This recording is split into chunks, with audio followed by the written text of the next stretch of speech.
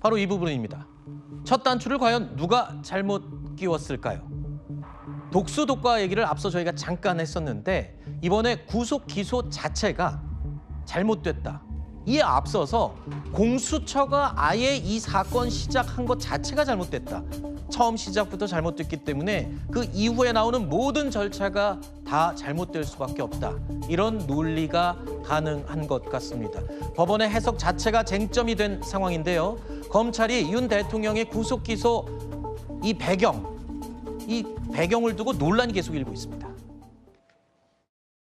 서울중앙지방법원이 검찰의 구속기간 연장 청구를 불허한 것은 그나마 우리 법원의 마지막 자존심이었습니다. 검찰은 바지 수사기관, 하명 수사기관으로 활약한 공수처의 유압 수사를 이어받지 말고 즉시 대통령을 석방해야 됩니다. 법원이 또다시 윤 대통령에 대한 구속영장 신청을 불허했고 두 번의 영장 신청을 불허했습니다. 이후에 검찰이 구속 기소 결정을 내린 거죠. 자, 구속 기소가 되면 구속 상태에서 6개월 동안 재판을 받게 되는 겁니다. 현직 대통령을 체포하고 또 구속하고 실질적으로 대면 조사 한 번도 없이 재판을 시작하는 게 과연 이게 맞는 것이냐, 이런 문제 제기가 계속 이어지고 있습니다. 또 한 가지 논란이 되는 부분이 있습니다. 두 번의 구속영장 연장 기각의 사유가 다르다는 겁니다. 자, 1차 때는요.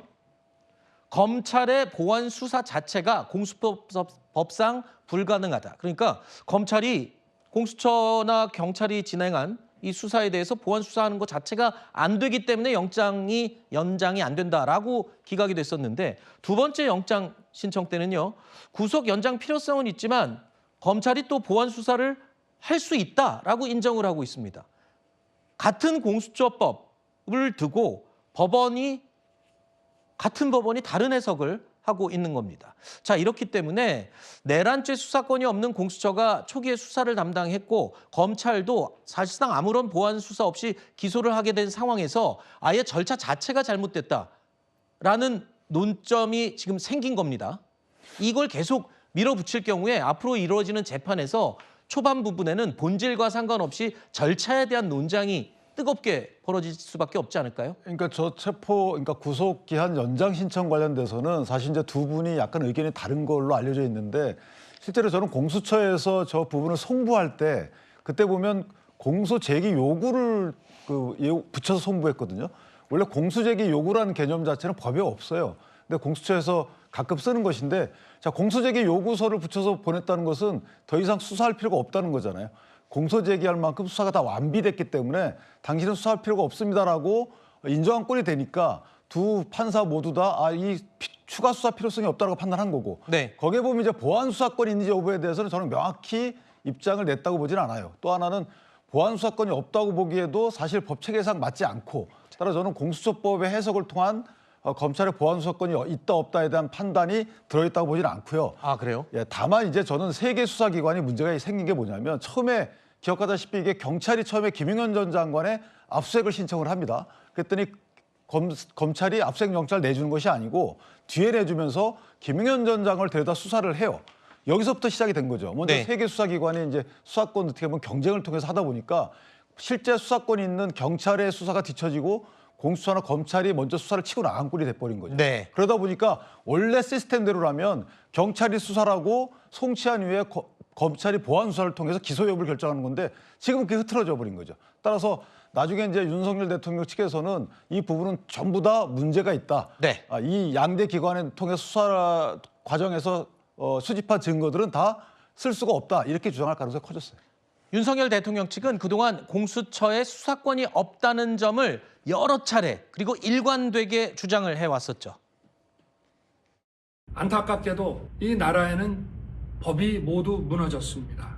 수사권이 없는 기관에 영장이 발부되고 또 영장 심사권이 없는 법원이 체포영장과 압수수색 영장을 발부하는 것을 보면서 그리고 수사기관이 거짓 공문서를 발부해서 국민들을 기만하는 이런 불법이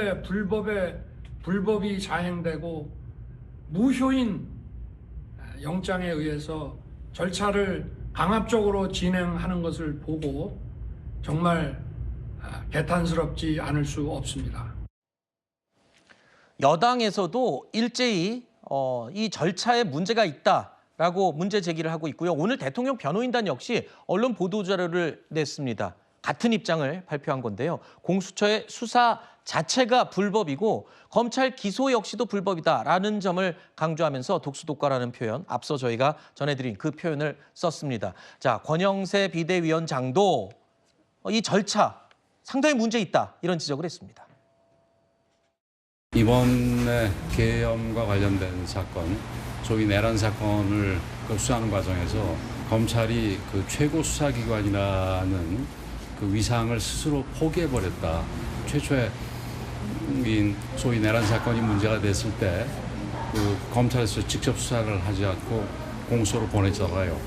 저는 거기서부터도 문제가 있었다고 생각을 하는데 앞으로 이제 우리가 가능하게 될 때 그 공소의 폐지를 포함해서 검경 수사권 조정을 할 때도 검찰의 이런 모습들도 우리가 충분히 반영을 해서 이 수사권 조정을 해야 될 거라고 생각을 합니다. 자, 일단 야권에서는 무슨 소리냐. 이거는 지금 일단 사법체계 자체를 부정하는 거다. 강하게 비판을 하고 있죠. 맞습니다. 뭐 공수처의 수사권이나 뭐 검찰의 보안 수사권 이런 것들은 사실 문재인 정부 때 만들었던 이 공수처법의 제도적 미비점이 있는 거는 뭐 저희가 겸허히 수용해야 된다고 생각합니다. 네. 하지만 모든 뭐 헌법도 그렇고 법률도 그렇고 완벽한 법률들은 없습니다.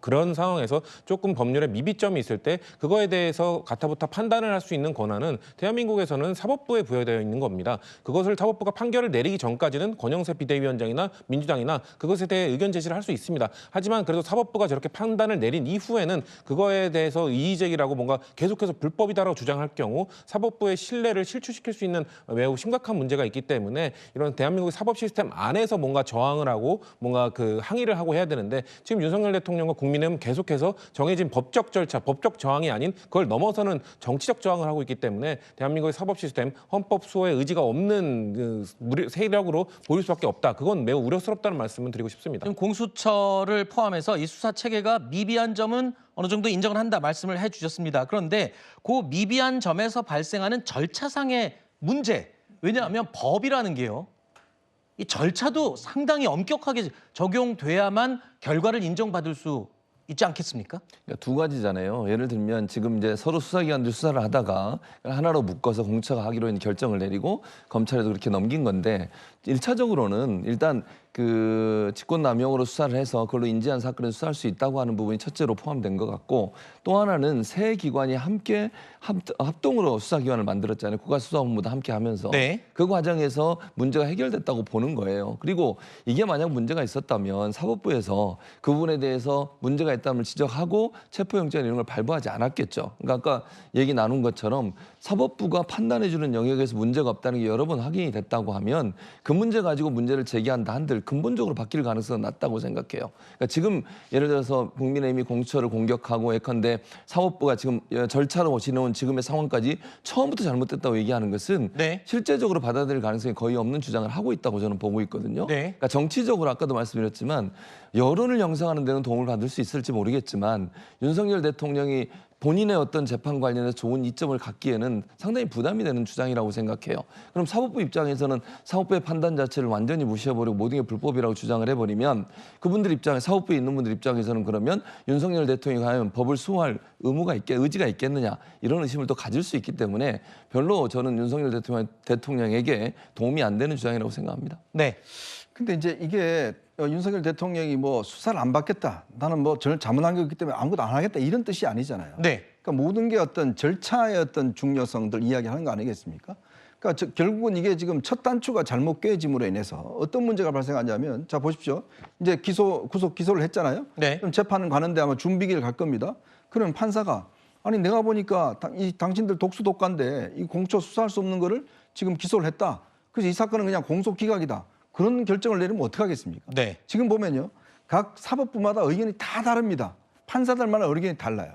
지금 보면 1차 영장 기각한 판사와 2차 영장 기각한 판사의 뜻이 다르잖아요. 네. 공수처가 보안수사 이거에 대해서 검찰이 보안수사 할 수 있느냐 없느냐의 여부도 서로 다르잖아요. 네. 그리고 또 영장을 발부해줬던 서부지법 이 판사 또 이야기도 다르고. 네. 자, 지금 이게 모든 게 다 뒤죽박죽이 돼 버렸습니다. 그러니까 이게 지금 윤 대통령이 무슨 내가 수사 절대 안 받아 안 해 이런 뜻이 아니라 그렇다면 절차를 밟아서 제대로 했다라고 그러면 윤 대통령도 무슨 이야기를 하겠습니까? 네. 그러니까 결국은 지금 재판이 남아 있는데 만약 재판에서 그 문제 때문에 절차 문제 때문에 이거는 성립이 안 된다고 했을 경우는 그때는 이거는 뭐 사회적으로 엄청난 혼란이 생길 겁니다. 알겠습니다. 앞으로 어떤 식으로 재판과 탄핵 심판 이어질지 계속 지켜보겠습니다. 그리고 아까 최진봉 교수님께서 법적으로는 이 하자가 없다.